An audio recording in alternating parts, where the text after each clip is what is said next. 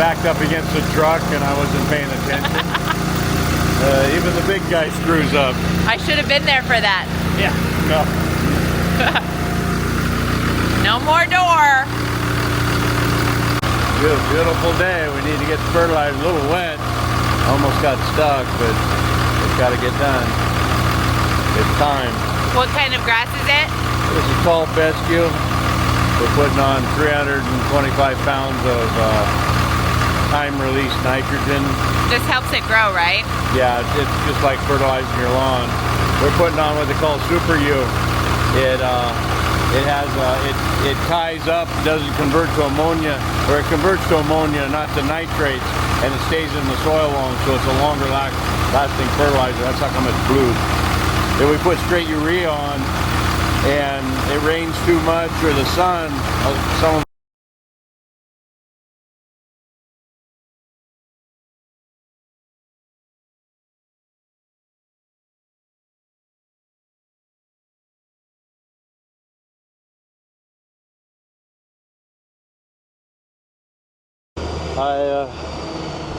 I shattered a $800 window. How'd you do it? I wasn't paying attention. That's what happens on the farm when you don't pay attention. Things happen. You'll get over it. Yeah, I'll get it fixed. But yeah, basically, once the computer takes control, I can't touch it. If I do, it'll mess the computer up. Get the other end of the field, I have to shut it off or it won't let me turn. And then if we get it pointed somewhat in the right direction, push the button again, we're good to go. Because our agronomist told us we had enough left over from the summer that we didn't need to do a fall application. I hope he's right and it doesn't affect our yields. What do you do with fescue?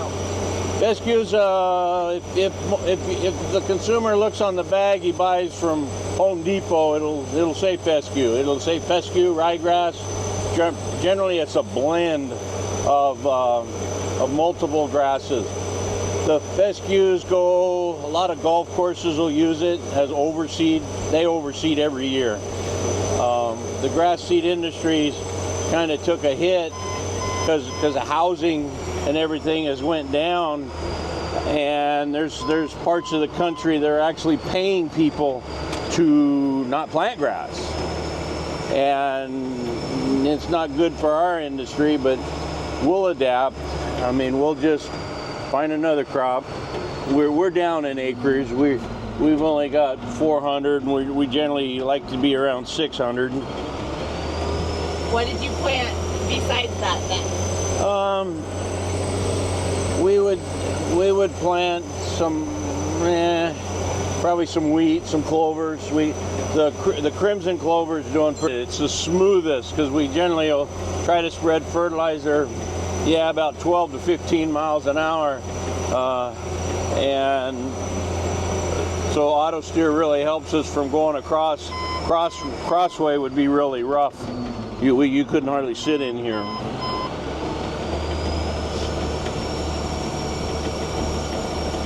What do you think, George? Hey, George, this will be you someday.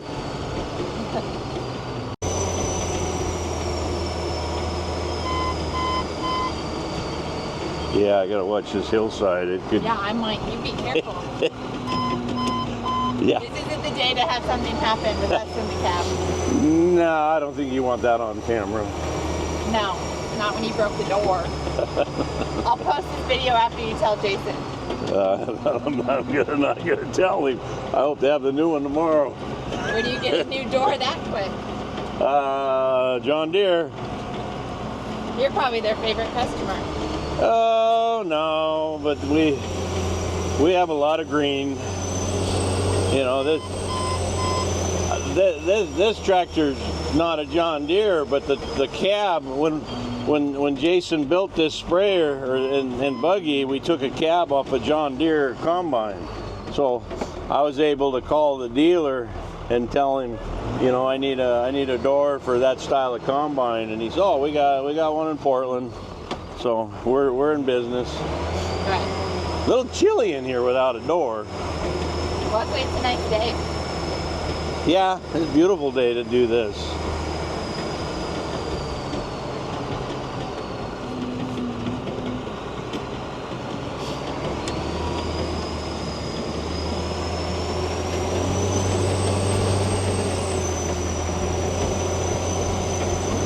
Yeah, but we're fortunate that we could find the parts for this. I mean, we built this machine 8 years ago, basically from scratch. We took a motor out of a school bus. We took the front wheels you can buy and built the frame, cab.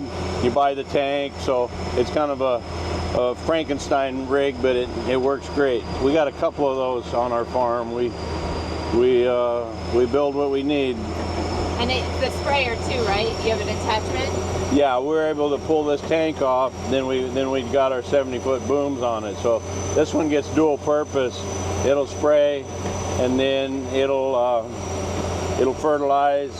And it was a tractor that we used to plant this field, because when you plant it, you use a sprayer, and it's called a carbon, so that you can do your herbicide. So we use this one to plant with too.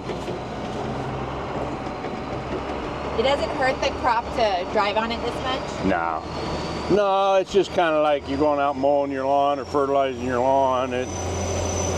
It's just starting to grow. Be careful, I saw a big wet patch over there. No, that's nothing.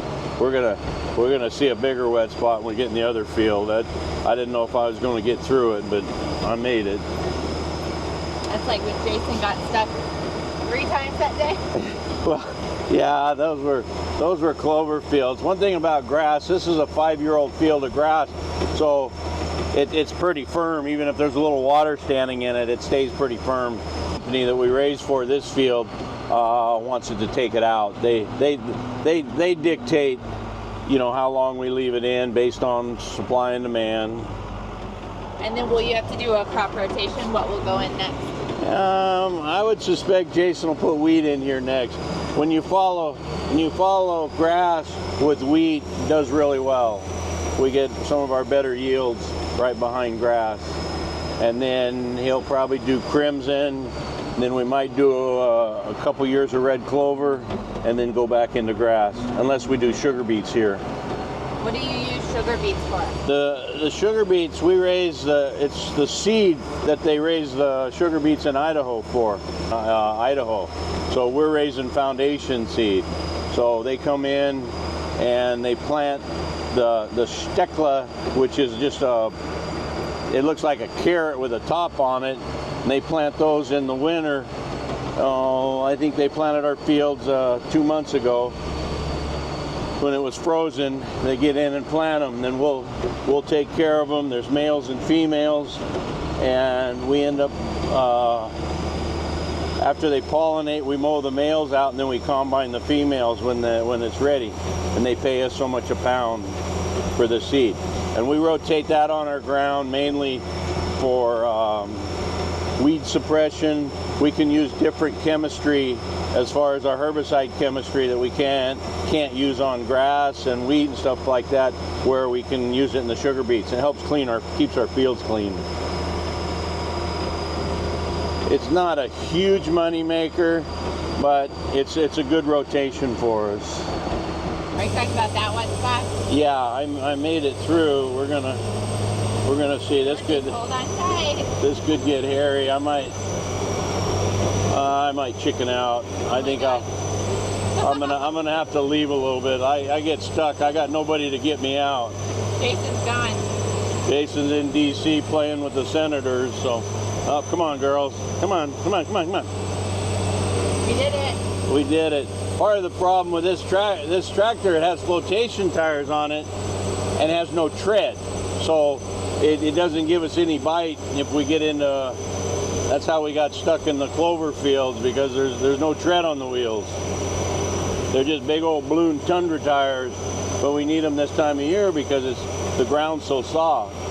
We got another little wet spot here in the corner, but we might be okay.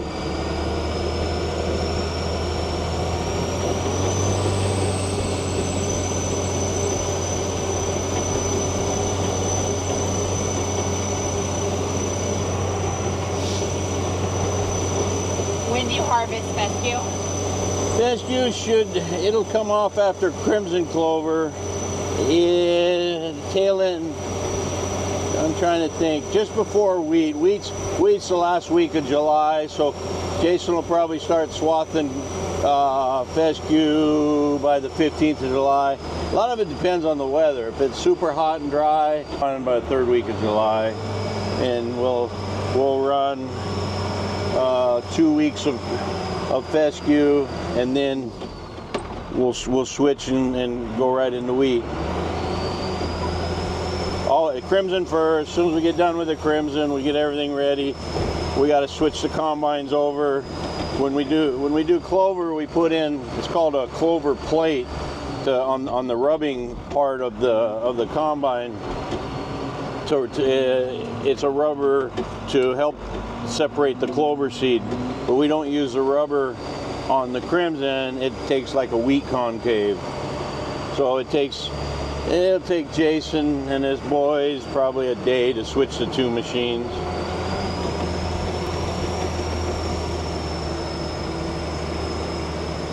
And then all this seed will go down to St. Paul. All does our cleaning. They do our clovers too.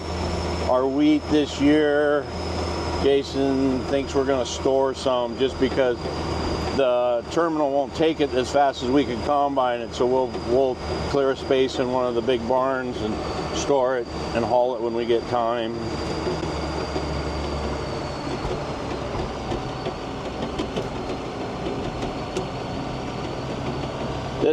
That's wheat. I'm gonna fertilize that while I'm here, basically, because I don't want to have to come back. It's got to get fertilized too. It's Same not type of fertilizer? Yeah, I just got to up the poundage a little bit. That's all done with the computer. Just push a few buttons and up my rate. It was wheat like what's on the bottom, but the bottom flooded out on us. So we'll come back as soon as the river goes down. I mean, it was down, but the rains we've had in the last 10 days brought it back up.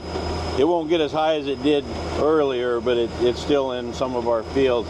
Actually, the next field I'm supposed to go to has still got 5 acres underwater, so I might hold off on that one. Uh-oh. Actually, this field here, I found one of my best Indian artifacts on this field, right here in this corner. It was a 12-inch stone bowl. I've got it in my collection in the office. Totally intact.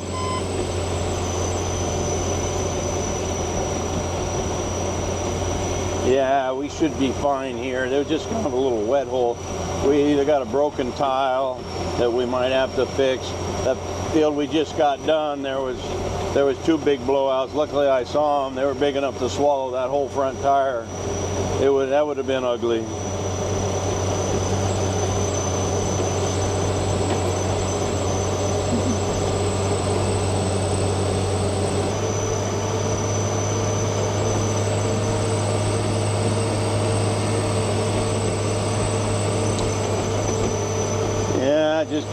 Just sit out here and fertilize, throw on Pandora and just listen to some tunes. Is that what you normally do? Yeah, and hope I don't screw up again. I might get fired. Yeah, well, the big dog's in Washington, D.C., so you're okay. I could be so lucky to get fired.